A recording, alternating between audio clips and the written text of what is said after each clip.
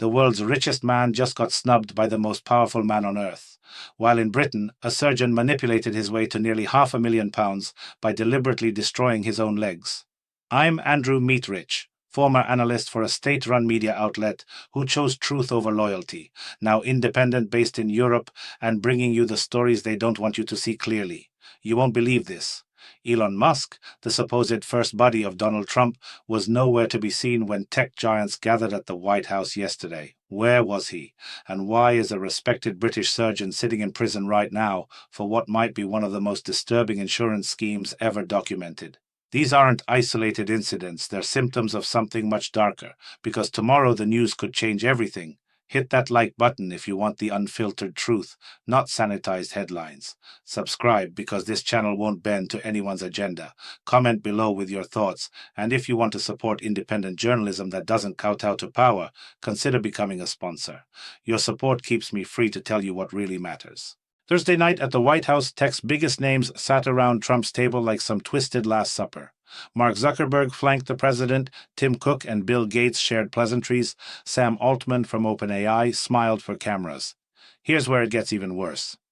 The one man who supposedly had Trump's ear for months, Elon Musk, sent his regrets via social media. Unfortunately could not attend, he posted on X, like he was declining a dinner party invitation. But this wasn't just any dinner. This was Trump showcasing his tech relationships, boasting about billions in investments flowing into America.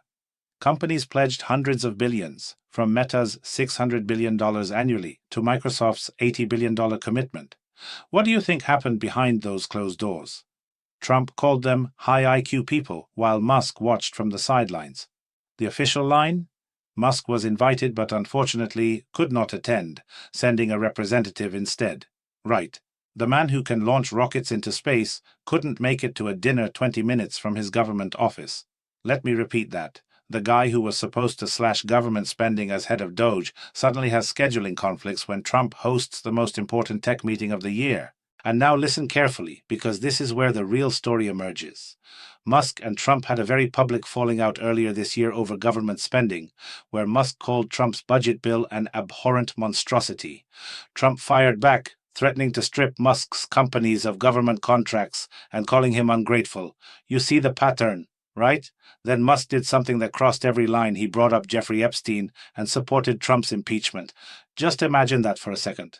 Your closest advisor, the man you trusted with cutting government waste, publicly linking you to one of the most toxic scandals in modern politics. How does any relationship survive that level of betrayal? But here's the kicker. Instead of Musk at that table, there sat Sam Altman, Musk's biggest rival in artificial intelligence. OpenAI, the company Musk co-founded and then abandoned, now has direct access to presidential power, while Musk tweets from the outside. This wasn't just a snub, this was a very public demonstration of who holds real influence in Trump's America. If you're still with me, hit that like button. It tells me you want the truth, not just the headlines.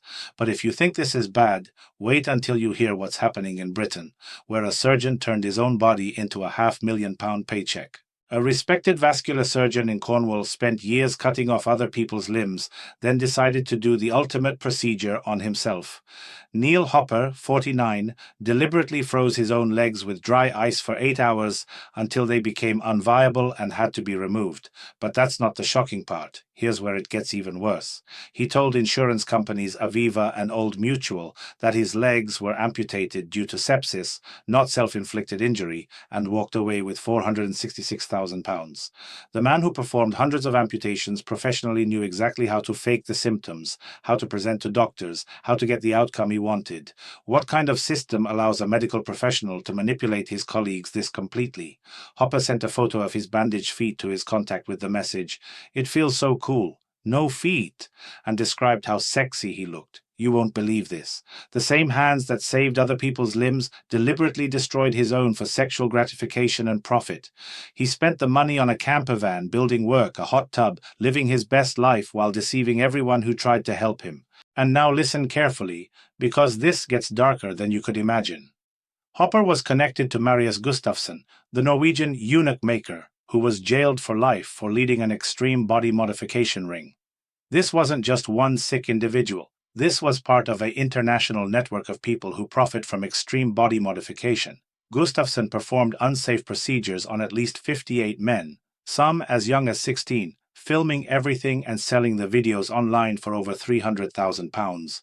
Just imagine that for a second. A respected NHS surgeon, someone parents trusted with their children's lives, was buying these videos and exchanging over 1,500 messages about amputation techniques. What do you think? Comment below.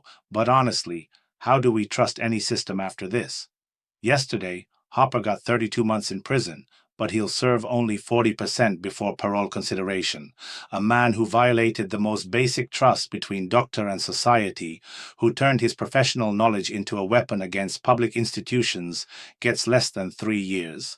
Meanwhile, the NHS has opened a hotline for his former patients because nobody knows how deep this corruption goes. Hit subscribe if you think justice systems worldwide are failing us. Comment your thoughts on medical oversight, and if you support independent voices exposing institutional failures, consider sponsoring this channel, because mainstream media won't dig this deep. 2 stories. One chilling pattern. Power corrupts at every level, from the world's richest man playing political games to respected professionals destroying trust for personal gain. Musk's falling out with Trump isn't just political theater, it's a window into how quickly alliances crumble when real interests clash. Trump called Musk 80% super genius and 20% problems, and predicted he'd eventually return to the Republican Party. Right? Because everything's always about coming back to power. The British surgeon case isn't just medical malpractice, it's institutional failure on every level.